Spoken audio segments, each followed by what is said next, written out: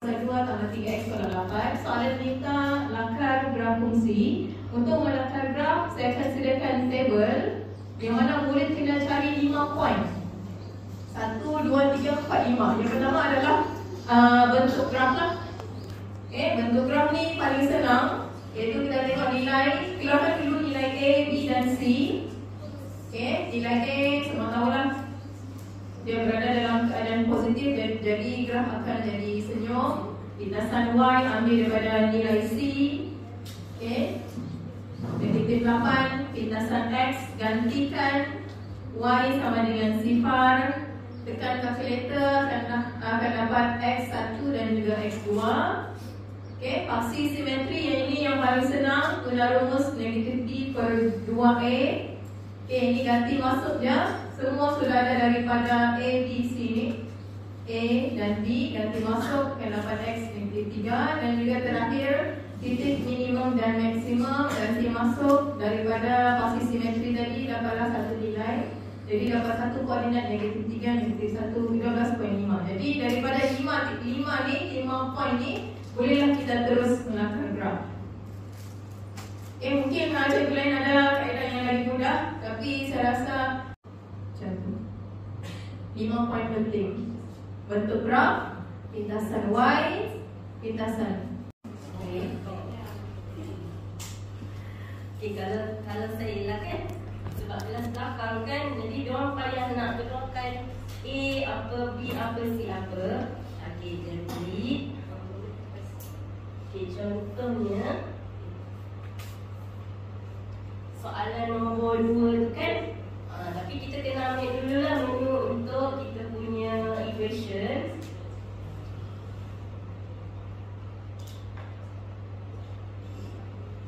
So tekan A kan, jadi pilih polinomial. Degree 2.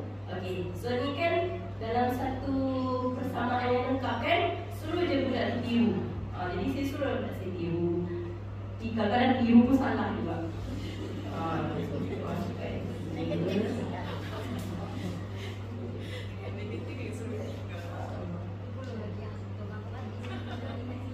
Mana ni? Kapan juga? Mana yang tiru tu salah?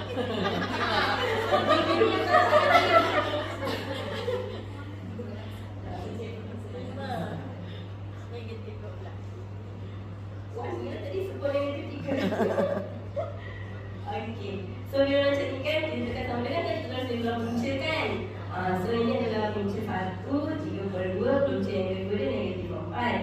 Lepas tu kita terus dapat dia punya nilai minimum kan. Jadi kita tahu dia terus minimum yang bawah, jadi senyum lah kan.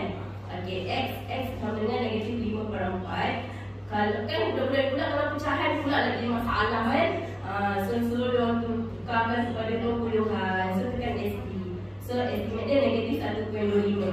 Tulis dua-dua, suruh dia tulis dua-dua.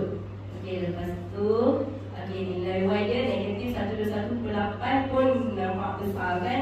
So tukarkan dalam perpuluhan. So kalau kita sama dengan 10 sama ada pada situ kan. Jadi daripada sini kan, untuk melakarkan kena ada nilai X dengan lintasan Y kan. So tadi kan kita dah ada nilai X dia 3/2 dengan negatif 4. So 3/2 tu pun kalau dia dalam pecahan budak payah, so tukar dalam perpuluhan 1.5. So dia boleh estimate kan dekat kita punya CX tu 3/2 tu 1.5, maksudnya antara 1 dengan 2 kan. So suruh dia lakar lah macam biasa dulu. Dah dapat pun nilai ni. Lepas tu bila untuk nilai untuk paksi simetri dengan nilai minimum tu, so yang ini kan tadi kita dapat min X negatif 5/4 adalah negatif 1.25. Lepas tu untuk Y negatif 5. Joinkan titik X punca-punca tu dengan titik minimum tu lah. So dah jadilah satu lakaran gerak. Berbanding kalau macam budak kelas depan mesti kita ada betul-betul kan. Nilai A, B, C tu dapatkan boleh dia betul-betul. Kalau kelas belakang masih suruh dia guna kalkulator je lah. Itu pun kalau dapat. Itulah. Sangat dan juga kontra positif.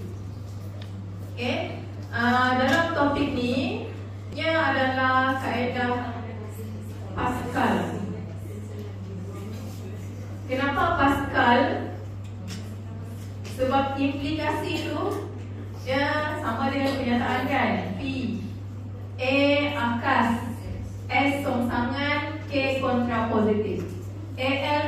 silent sendirilah Pascal.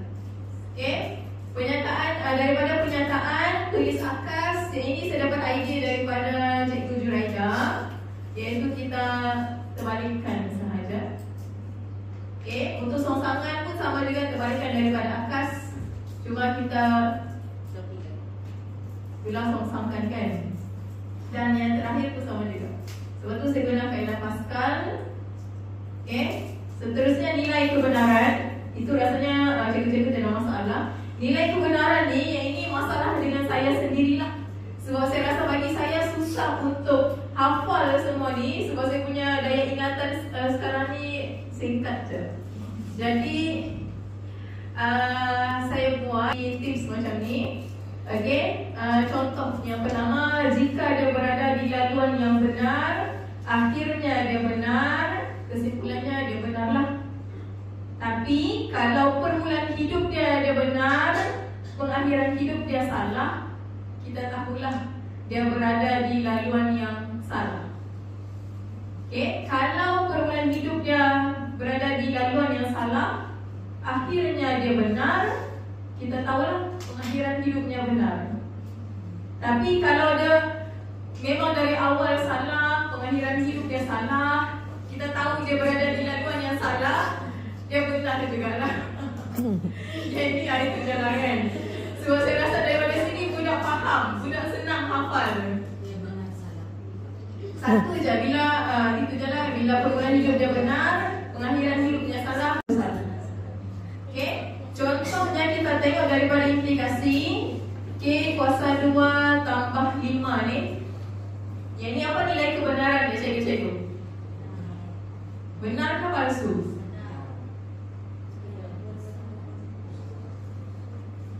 Benar. Sebelah kanan? Benar. Benar-benar. Palsu sebab? Sebab tadi kita sudah gantikan dengan sifar, yang mana sini ada sama dengan. Jadi sini palsu. Permulaan hidup dia benar, akhir hidupnya tadi salah, kesimpulan dia Palsu. Kalau di bawah tadi kita terbalikkan adalah salah benar, palsu benar. Benar. Yang ini salah benarlah dengan yang terbaliklah sebab lebih kecil kan. Ini kesimpulannya adalah permulaan hidup dia salah, akhir hidupnya benar. Benar. Tapi kalau dia akhir hidupnya salah, dia akan jadi palsu. Kalau kita cek implikasi tadi benar palsu kan, kita tengok jadual. Benar palsu dia berada di row yang kedua. Palsu benar, benar palsu. Palsu benar, benar palsu. Yang inilah cara saya sampaikan dengan murid. Tapi kalau murid cikgu boleh terima macam mana cikgu sampaikan, yang bagus. Jadi saya kongsilah, mana tahu cikgu-cikgu ada yang lebih mudah, mungkin boleh kongsikan lagi. Okay, kalau kita tengok daripada definisi, jadi saya ajar budak daripada sini, khusus kepada umum saya bagi. Kalau khusus tu yang spesifik kan, maksudnya kan. Jadi kita bayangkan ada seorang, dia lebih spesifik kepada seorang lah. Okay, umum tu ramai. Jadi daripada single, untuk jadi lebih ramai, dia kena berlakunya in di situ. Kena masuk dulu untuk jadi ramai. Jadi situlah maksudnya hujah induktif. Tapi kalau dia sebaliknya umum kepada khusus, daripada ramai kepada single, kita kena ada operasi didak di situ, tolak, jadi didaktif lah, hujah didaktif. Kan ini senang lah, tapi kalau bagi saya seorang ni memang saya sukar untuk hafal benda ni, saya pun confused. Tapi Alhamdulillah kali ni sebenarnya ini idea dari mana murid sebenarnya. Saya dapat daripada murid, jadi kami olah, dapatlah macam ni. Okay, ini contoh yang pertama, semua di situ jelas, situ adalah umum. Yang di bawah ni jelas khusus. Jadi daripada ramai kepada single, kita kena ada operasi didak, hujah didaktif. Okay, Adakah tips lain daripada cikgu-cikgu? Ada soalan? Dina? Tapi pelajar saya ada isu nak dapat. Okey. Menukarkan asas 10 kepada apa-apa asas. Semua asas dapat pakai. Okay, jadi saya contoh saya bagi nak tukar asas 10 pada asas 6. Jadi saya type dalam 49 bagi 6 macam biasa. Okey, nama yang kat depan ni saya suruh student tulis kat bawah. Jadi echo ni baki. Macam mana kita nak buat echo baki poin-poin ni kepada nama bulat yang kita nak tulis kat sini? Jadi saya tekan tolak 108. Jadi echo-nya, so kita darab dengan 6 sebab asas 6. Jadi kita bagi dia satu yang kita tulis kat sini. Ada cara lain, boleh share. Jadi dulu saya rasa nak cari baki tak apa. Saya akan kalau style baki-baki ni murid-murid saya dia nak faham sebab mau cari baki lagi kan. Jadi kami gunakan pecahan. Maksudnya dekat sini kita mau tukar daripada asas 10 ke asas 6. Jadi kita kena bahagi dengan 6 sebab kita mau tukar ke asas 6 kan. Jadi kita bahagi apa? Kita bahagi yang soalan bahagi 6. Okey. So tekanlah kalkulator 649 bahagi 6. So dia akan dapat 649 bahagi 6 kan. Tapi kita mau tukar dia kepada nombor bercampur. Jadi tukar nombor bercampur tekan shift ST. Okey, akan dapat 108 1/6. Okey. Lepas tu ada dari nombor di hadapan ni kan. Kita bahagi lagi 108 bahagi 6 akan dapat 18. 18 bulat kan, nombor bulat. Sebab kita mahu asas 6, so perkan dengan 6. Kan? Perkan dengan 6. So kalau kita dapat nombor bulat, automatik di sini kita letak kosong saja.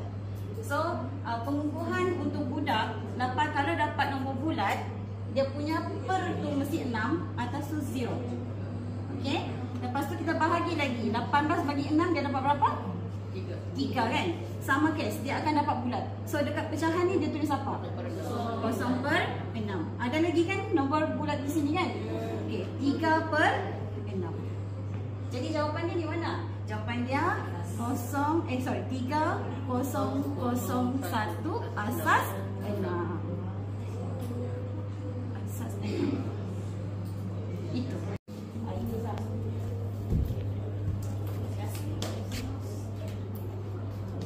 Macam cara budak pintar tu. Ada Okey, lagi? saya Ada lagi? faham. Ada lagi? Ada lagi? Dia ada. Ya, ya Kak. As.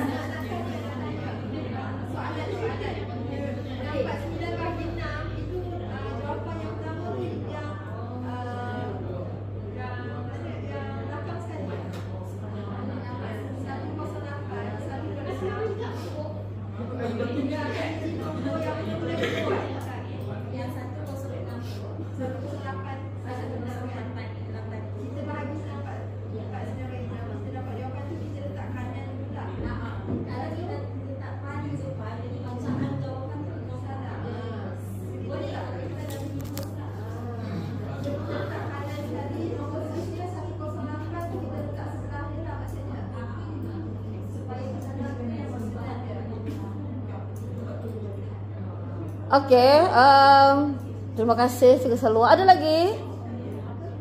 Yang kaedah yang biasa tahu kan? Yang guna kalkulator juga tahu kan? Adakah yang tidak tahu? Kalau tidak tahu kita tunjukkan supaya semua orang tahu.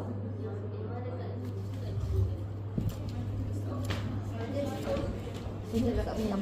Ada kalkulator kan? Biasa boleh? Boleh. Pakai mouse kan?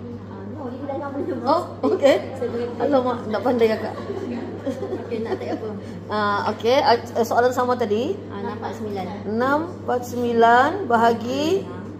Okey, bahagi 6. Tekan bahagi yang ini ABC.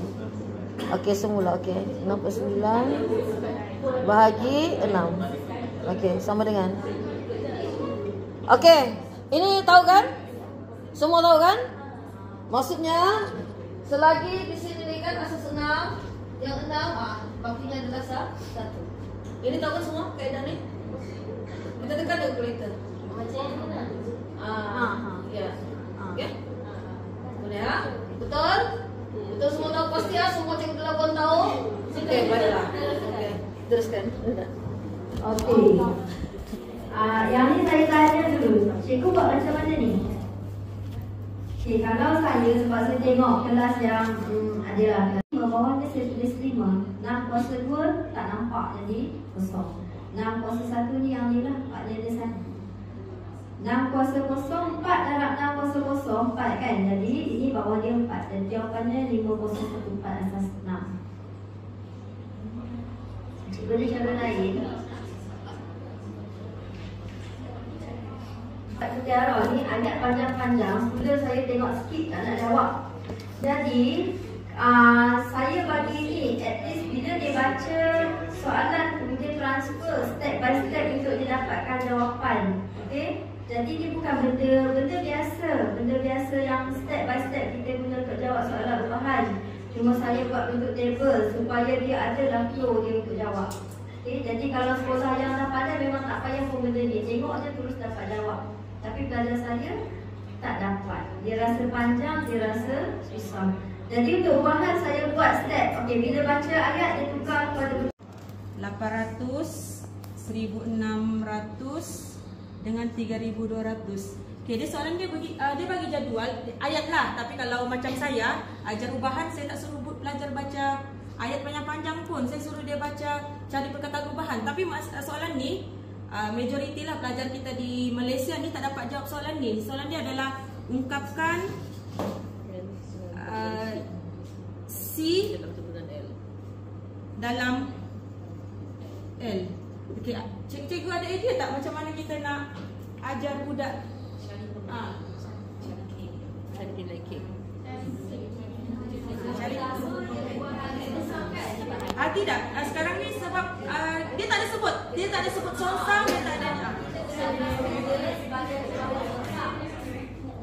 sebab dalam konteks secakap, kalau ubahan langsung, bila kedua-dua kumpulan sebaliknya, yang first kali dia kena detect ubahan apa. Tulis dulu bentuk ubahan, dan baru cari K bila kita dah tahu dia ubahan apa. Jadi ubahan langsung, bila kedua-dua kumpulan meningkat, dua meningkat.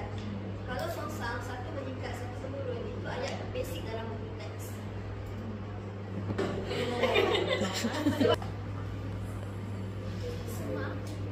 Cuma pembuktian dalam buku teks kita boleh check. Kita kira je bahagi dua tu, kalau dapat semua sama langsung. Kalau darab semua sama songsang. Kalau dia tak boleh detect begitu sebab pembuktian dalam buku teks ada. Kira lah bahagi ke darab yang sama. Kena try and error. Apa saja nombor? Nombor yang ada tu darab adakah semua sama ataupun bahagi yang sama.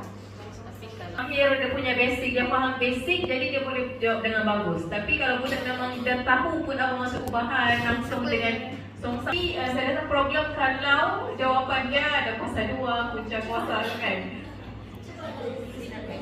Tak pada dia malas gila. Malas macam. Kalau kita bahagi ni, kalau dapat jawapan yang sama, ini kan K. Dapat K kan. Kalau ini yang sama, maksudnya ubahan langsung. Kalau dah dapat sama, kita tak perlulah nak cari yang darab ni. Cuma kalau tak dapat, maksudnya kita kena darab. Ini adalah ubahan songsang. Darab apa? Darab 2 ni. Untuk dapat K juga. Yang ibaratnya ini X, Y lah. Tapi saya nak buat kat situ.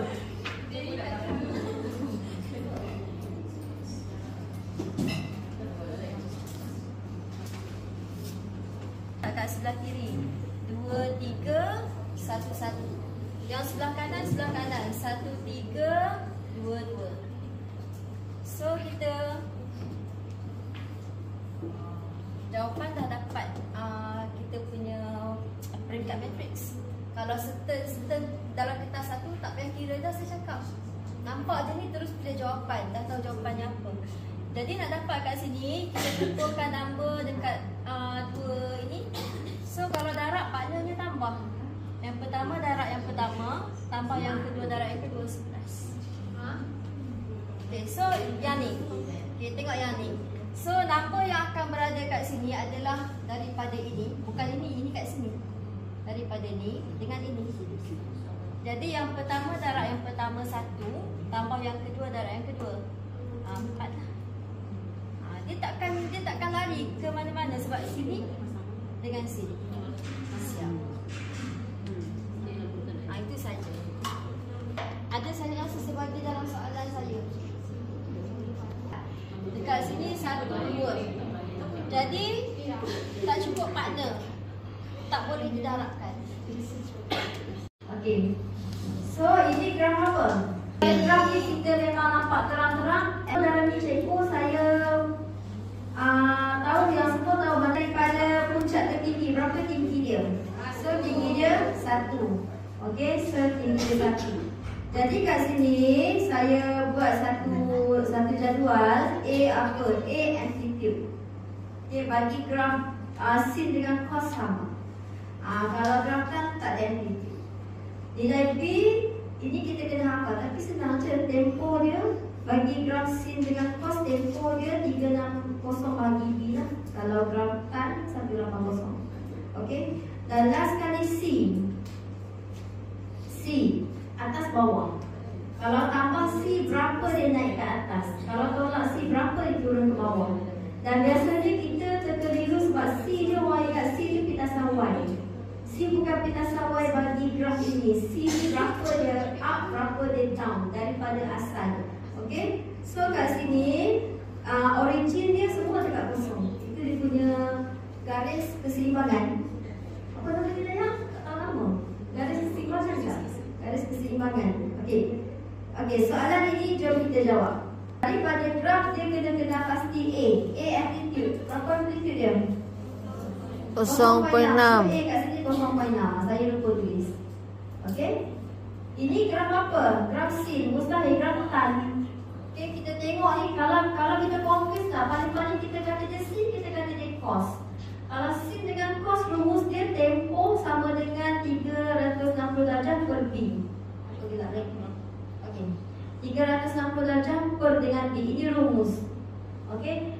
Kenapa saya rasa yang nak menjawab soalan ini dalam SPM bukan murid yang biasa-biasa. Jadi saya rasa dia akan ada effort untuk hafal. Jadi macam mana nak hafal tu, kita minta dia hafal sikit. Okay. Lepas tu tempo dia berapa? 5. Tempo tu nak ambil dari mana? Satu kitaran lengkap. Satu cycle lengkap graf ni bukan dekat sini. Satu sapi 72. C sifar. Kenapa C kosong? Graf ni dekat sini. Tak ada naik, tak ada turun. Jadi C dia kosong. Gantilah dalam persamaan A asalnya Y equal to A sin BX kan. A dia 0.6 sin 72X. Soalan ni senang tau sebab dia dah bagi garis keseimbangan yang warna biru. Okey, jadi amplitude kita Ada nak faham di sana tanya. okey kah? Betul semua faham B? Kalau guru Maths mesti faham lah kan? Yang guru kacukan nih. Okey, C paling senang. Graf ni terangkat berapa ke atas? Baik, sama dengan 3 cos berapa X? 30X tambah 9. Namanya buat putaran sebenarnya tak ada yang saya pun lemah. Jadi saya berbagaikan mengajar tajuk bilang. Saya pun macam ni. First saya punya modul adalah untuk cari image sahaja daripada objek kepada image. Jadi first saya dah cek lah. Cikgu dia macam mana kalau ajar budak? Pakai pembaris. Pakai pembaris. Buat pangkal. Cari jarak kan? Kira peta. Biasalah kan? Okey. Yang ini yang Cikgu Ana hari tu ada share. Cikgu ada tengok pembaris projector 360 ni. Mesti ada beli dah kan? Sudah beli? Belum. Okey, untuk petang ni saya bagi pinjam. Ini sekolah saya punya tau. Saya bagi dengan mata kasar. Okay, kalau guna pembaris protector ni, first kalau saya bermula dengan garisan. Cikgu kena garis, ukur dulu. Ukur dua bucu yang sama, cari tengah-tengah, baru letak. Kalau dah letak, ukur. Best ke bagi pembaris? Ya, best. Dah pandai. Bagi pandai. Pakai pembaris. Coba tes pakai pembaris. Kalau 180 senang kan? Yang ni Dua MP kan? Ke saya laju. aha, okey, faham. Antara sini ataupun dengan sini. Sana. ni. Okey. Jadi mungkinlah budak lah tak ambil yang ini. Maksudnya bila dia ambil yang ini tak dia test. Terus test. Ini pusat dengan ni. Tengah. Tapi try test yang ini. Ini objek dengan image dia tak ngam kan? Tak ngam, sepatutnya sini. Jadi bukan. Pusat putaran.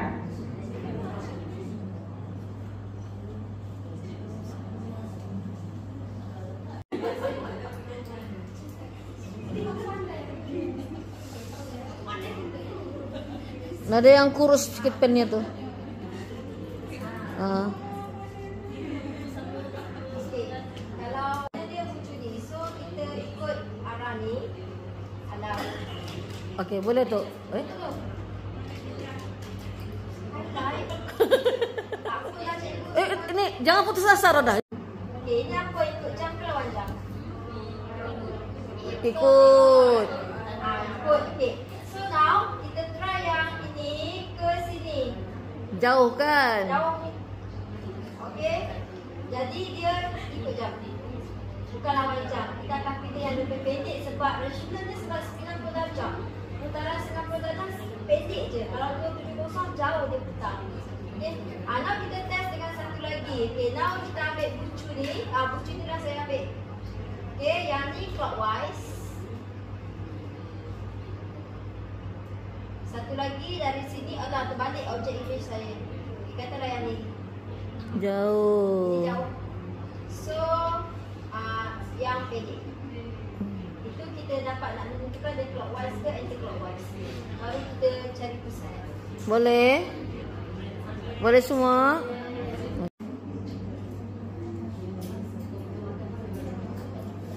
Kadang-kadang bucu dia tak begitu tajam. Dia sendiri akan dapat Okey. Jadi ada lagi ke cara lain untuk pusat putaran? Ada lagi nak tambah? Samaan linear. Okey, yang ni saya just masukkan sikit. Lebih daripada dan macam mana kita nak detect simbol tu?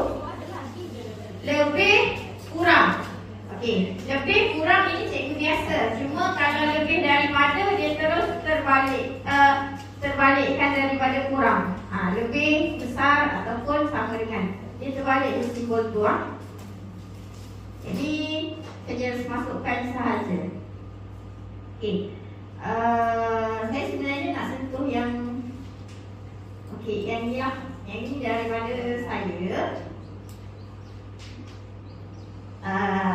Yang ini saya just gunakan angkat tangan kanan, angkat tangan kiri dalam muka dengan luar muka.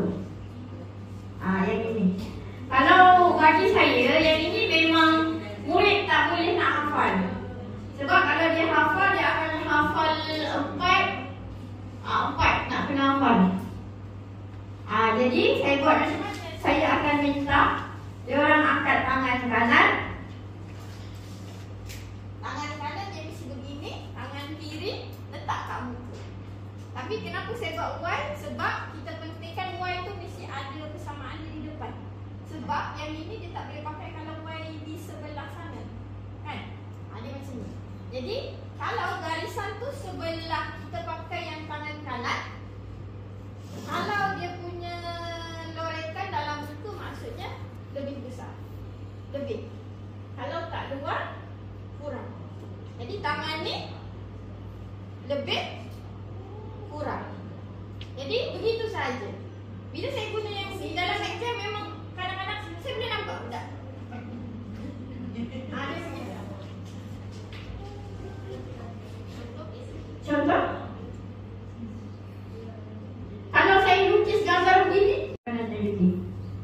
Jadi kita cuma recall lah untuk this one. Sebab yang ini sepatutnya dia tahu daripada menengah rendah lagi. Ke kanan lebih besar, ke bawah, ke atas lagi besar, lebih. Okey. Contoh soalan yang ini, X tambah Y sama dengan 5. Lepas tu saya bagi simbol lebih. Lebih besar kan? Jadi tangan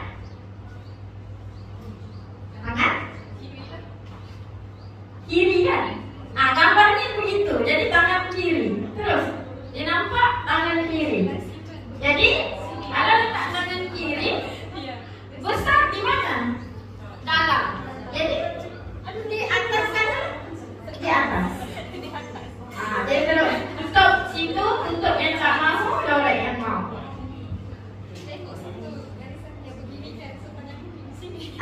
Makanya di situ terus. Dia terus. Jadi kalau lebih dalam muka. Lepas tu dia akan letak kat sini. Tangan kiri. Jadi dia lorek dalam muka besar. Jadi kalau Y sama dengan X, tangan kiri. Kanan. Jadi dia lorek dalam muka kan? Besar. Terus guna simbol saja. Satu lagi Y sama dengan 5 tu di bawah. Lebih sikit lah. Jadi kalau melintang begini lah. Kalau ni tidur. Nanti kita terus. Saya tahu fikirkan. Saya ambil konsep kita lukis graf kan, atas besar, kanan besar. Jadi suppose tu itu dia orang mesti tahu. Okey. Saya lebih suka murid yang kita nak, yang kita tak nak kita tutup. Jadi tadi kalau tangan X sama Y sama dengan 50, tangan kiri. Jadi dia kurang. Jadi kita nak bawah kan? Jadi kita tutup atas. Dia tutup atas. Yang tak mau kita tutup. Suruhlah murid tutup. Kan cancel apa ke. Okey, lepas tu X sama dengan 30 kurang. Jadi kita nak yang mana? Kiri. Kita tak nak kanan. Tutup. Tutup terus. Lepas tu Y 10 kan? Jadi besar. Kita nak atas, tutup bawah. Kat situlah kita lorek. Okay? Jadi untuk yang ini saya letak A, B, C, D. A untuk dibeli, jumlah yang dibeli. B harus beli, C kerugian, D tidak terbeli. A, B, C, D. Yang ini memang budak kena tahu tak A apa, B apa, C apa. Kalau budak confuse A apa, B apa, saya maklumkan A lebih kecil daripada B. B mesti lagi besar. Kalau dia confuse antara A dengan B. Sebab A dengan B tu kadang-kadang dia confuse. Okey, daripada soalan, kalau B saya minta dia cari dua benda. Dua benda. Mesti ada peratus, mesti ada nilai boleh insurans. Okey, daripada ni D, ada C dan soalan pertama beli. Jadi dekat sini, situasi pertama saya punya rumus adalah C tolak D. Kerugian tolak tidak terbeli. Terus C tolak D. Untuk kes pertama lah. Kalau dia beli, apa yang harus dibeli? C tolak D. Okey. Laju pun? Tak kan? Okay. Next adalah kalau kes kedua yang dia beli kurang. Jadi ini yang panjang sikit pengiraan je kan. Baru lepas tu soalan dia masuk.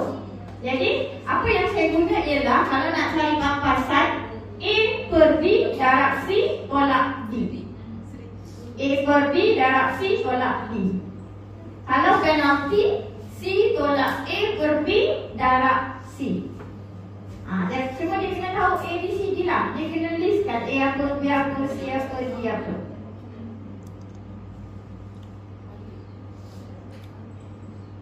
Okey kan?